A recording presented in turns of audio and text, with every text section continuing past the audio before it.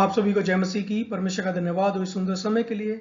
आज हम लोग परमेश्वर के वचन से इस बात को देखने और समझने का प्रयास करेंगे कि क्या मसीह अन्य जातियों में विवाह कर सकते हैं, या क्या मसीह लड़के या लड़कियां अन्य धर्म के लड़के या लड़कियों के साथ विवाह कर सकते हैं। परमेश्वर का वचन इस विषय में हमें क्या शिक्षा देता है, साथ में हम लोग इस बात को भी देखने का और समझने का प्रयास करेंगे कि बाइबल मसीह लोगों को अन्य जाति लोगों के साथ विवाह करने के लिए क्यों मना करती है। इसके पीछे बाइबल का क्या तर्क है, परमेश्वर के वचन में ऐसा क्यों मना किया गया है कि मसीह लोगों को अन्य जाति लड़कों या लड़कियों के साथ विवाह नहीं करना चाहिए। विवाह को लेकर दुनिया का अपना ही एक अलग नजरिया है, और हम लोगों ने इस कहावत को बचपन से सुना होगा कि जब लड़का और लड़की हो राजी तो क्या करेगा काजी। लेकिन ये जो कहावत है, ये दुनिया की कहावत है, और ये मसीह लोगों के ऊपर लागू नहीं होती, क्योंकि मसीह लोगों के ऊपर एक ही नियम लागू होता है, वो है परमेश्वर का वचन। तो परमेश्वर का वचन क्या कहता है उसको हमें देखना है, उसको समझना है, और उसके अनुसार अपने जीवनों को व्यतीत करना है। भारत में विवाह सिर्फ लड़का और लड़की के बीच तक सीमित नहीं होता, लेकिन विवाह दो परिवारों और रिश्तेदारों के बीच का भी संबंध होता है। तो विवाह के कारण न सिर्फ लड़का और लड़की एक साथ आते हैं, लेकिन उनके परिवार और उनके रिश्तेदारों के बीच में भी ये संबंध स्थापित करता है। सबोपदेश उसका 4 अध्याय 9, 10 और 12 वचन यहाँ पर इस तरीके से परमेश्वर का वचन में बताता और सिखाता है। एक से दो अच्छे हैं, क्योंकि उनके परिश्रम का अच्छा फल मिलता है, क्योंकि यदि उनमें से एक गिरे तो दूसरा उसको उठाएगा, परंतु हाय उस पर जो अकेला होकर गिरे और उसका कोई उठाने वाला ना हो। यदि कोई अकेले पर प्रबल हो तो हो, परंतु दो उसका सामना कर सकेंगे।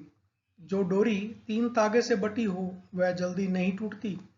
तो यहाँ पर जो डोरी 3 तागे या 3 धागे से बटी हो वह जल्दी नहीं टूटती, इसका अर्थ है जो मसीह विवाह होता है उसमें 3 धागे की डोरी का अर्थ है एक धागा यानी परमेश्वर, दूसरा धागा पति, और तीसरा धागा जो है वो है पत्नी। तो जो पति पत्नी परमेश्वर को उस अपने मसीह विवाह में इनवाइट करते हैं, आमंत्रित करते हैं, और मसीह के वचन के अनुसार विवाह करते हैं, तो वो विवाह आसानी से टूट नहीं सकता, क्योंकि परमेश्वर उन पति और पत्नी को जोड़ कर रखता है। दूसरा कुरिन्थियों का 6 अध्याय 14 से 18 वचन, जहां पर प्रेरित पौलुस मसीह लोगों को अविश्वासियों के साथ असमान जुए में न जुटने की सलाह देता है और उनको चेतावनी देता है। तो हम लोग यहाँ पर एक पिक्चर को देखते हैं जहां पर पुराने समय में खेत को जोतने के लिए बैलों का इस्तेमाल किया जाता था, और किसान 2 बैलों का इस्तेमाल खेत को तैयार करने के लिए, उसको जोतने के लिए 2 बैलों का, 2 जो बैल होते थे दोनों की हाइट एक जैसी होती थी, दोनों वयस्क बैल होते थे, ताकतवर बैल होते थे, जिसके द्वारा वो खेत की जुताई करता था। लेकिन ऐसा कभी भी आपने नहीं देखा होगा कि वो एक तो बैल को ले और दूसरी तरफ वो किसी गधे को खेत की जुताई करने के लिए ले ले। तो यही है असमान जुए में। वो क्या करता था किसान, कि दोनों जो है बैलों को इस्तेमाल करता था, यानी समान जुए में, दोनों जो समान जुए में दोनों ताकतवर बैलों को वो इस्तेमाल करता था। ऐसा नहीं एक बड़ा जानवर या एक छोटा जानवर को कभी भी खेत को जोतने के लिए किसान इस्तेमाल नहीं करता है। तो यहाँ पर जो असमान जुए में न जुतने की सलाह देता है, तो प्रेरित पौलुस एक पिक्चर को दर्शाता है। वो पिक्चर ये आपके सामने दी गई है। यहाँ पर बताता है कि अविश्वासियों के साथ असमान जुए में न जुतो। असमान जुए का अर्थ है एक तो कोई बैल हो और दूसरा कोई और जानवर हो, वो असमान जुआ है। क्योंकि धार्मिकता और अधर्म का क्या मेलजोल, या ज्योति और अंधकार की क्या संगति।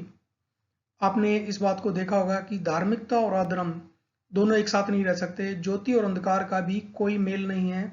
जहां जिस कमरे के अंदर अंधेरा है, अगर आप बल्ब जलाएंगे तो वहां अंधेरा गायब हो जाएगा। दोनों चीजें कभी भी एक साथ नहीं होती।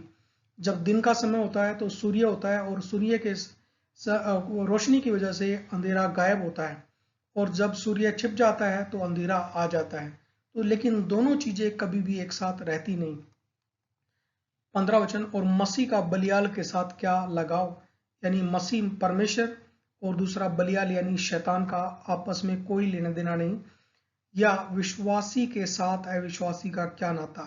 तो एक विश्वासी है जो परमेश्वर की आज्ञाओं को मानता है, और एक अविश्वासी है जो दुनिया के तरीके से चलता है, जो मसीह को के ऊपर भरोसा नहीं रखता, वो अंधकार में है।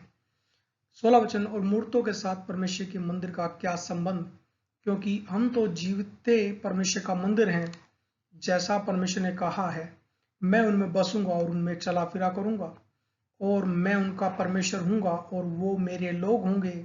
इसलिए प्रभु कहता है कि उनके बीच में से निकलो और अलग रहो, अशुद्ध वस्तुओं को मत छुओ, तो मैं तुम्हें ग्रहण करूंगा और तुम्हारा पिता हूंगा और तुम मेरे बेटे और बेटियां होंगे। यह सर्वशक्तिमान प्रभु परमेश्वर का वचन है। परमेश्वर का वचन हमें प्रेरित करता है, उत्साहित करता है कि हमें असमान जुए में यानी अविश्वासियों के साथ विवाह संबंध स्थापित हम लोगों को नहीं करने। परमेश्वर ने पुराने नियम में भी इजरायलियों को ये नियम मूसा के द्वारा बता दिए थे। व्यवस्था विवरण उसका 22 अध्याय 10 वचन, बैल और गधा दोनों संग जोतकर हल न चलाना। परमेश्वर नहीं चाहता था कि बैल और गधा दोनों संग जोतकर हल चलाया जाए। अन्य जाति विवाह के 3 दुष्परिणाम। सबसे पहला, मसीह जीवन साथी को शांति बनाए रखने के लिए मसीह को किनारे करना पड़ सकता है। एक विश्वासी है और दूसरा अगर अविश्वासी है, तो जो विश्वासी व्यक्ति है उसको यीशु मसीह को अपने विवाह में शांति बनाए रखने के लिए मसीह को किनारे पर करना पड़ सकता है।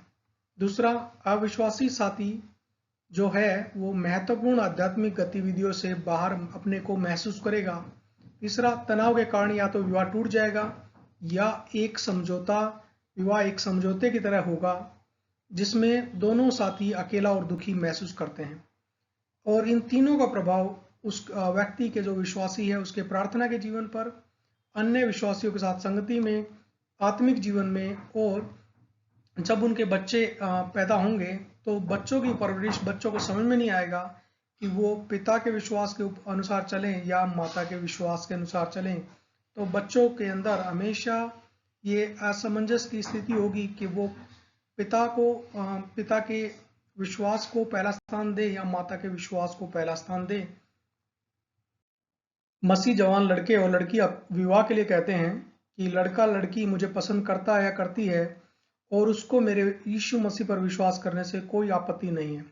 और कई बार कोई विश्वासी लड़का या लड़की कहती है एक बार शादी हो जाए तो उसके बाद लड़का या लड़की विश्वास में आ जाएंगे, लेकिन ऐसा होने के सिर्फ 10% ही चांस हैं कि कोई व्यक्ति विवाह के बाद विश्वास में आ जाए।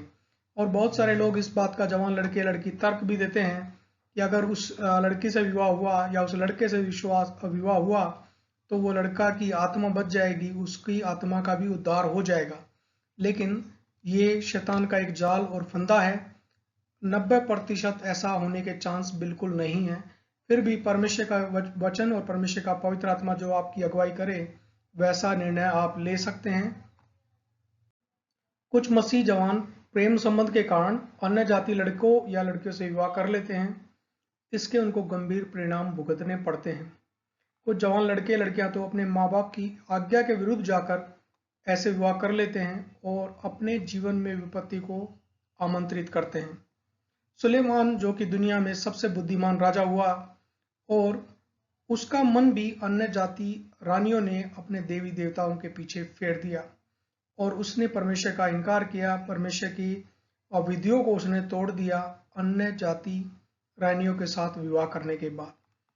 परमेश्वर ने पुराने नियम में ही मूसा के द्वारा व्यवस्था में इसको स्पष्ट कर दिया था कि अन्य जातियों में विवाह ना करना। विवाह परमेश्वर के द्वारा बनाया गया एक पवित्र रिश्ता है जिसको परमेश्वर आशीष देना चाहता है, लेकिन इसके विपरीत शैतान जवान युवाओं को भरमाकर गलत निर्णय के द्वारा उनके जीवनों को बर्बाद करना चाहता है। मसीह जीवन में एक बार शादी हो गई तो तलाक देने का सवाल ही नहीं उठता है। विवाह जीवन भर का संबंध है। इसके लिए परमेश्वर से प्रार्थना करें, पवित्र बाइबल को पढ़ें, कलीसिया के पासवान से सलाह लें, और परमेश्वर का वचन नीति वचन 3 अध्याय उसका 5 और 6 वचन में बताता है तो अपनी समझ का सहारा न लेना वरन संपूर्ण मन से यहोवा पर भरोसा रखना, उसी को स्मरण करके सब काम करना, तब वह तेरे लिए सीधा मार्ग निकालेगा। मैं इस समय निवेदन करना चाहूंगा जितने भी माता पिता जिनके बच्चों की विवाह की उम्र है, या जितने भी लड़के या लड़की इस वीडियो को देख रहे हैं, आप परमेश्वर से प्रार्थना करें, परमेश्वर के पवित्र वचन को पढ़ें और परमेश्वर के दासों से विवाह के लिए सलाह लें, और परमेश्वर का पवित्र आत्मा जो आपकी अगुवाई करे उस निर्णय को लें। परमेश्वर आपको, आपके पूरे परिवार को, आपकी कलीसिया को बहुतायत से आशीष दे। जय मसीह की।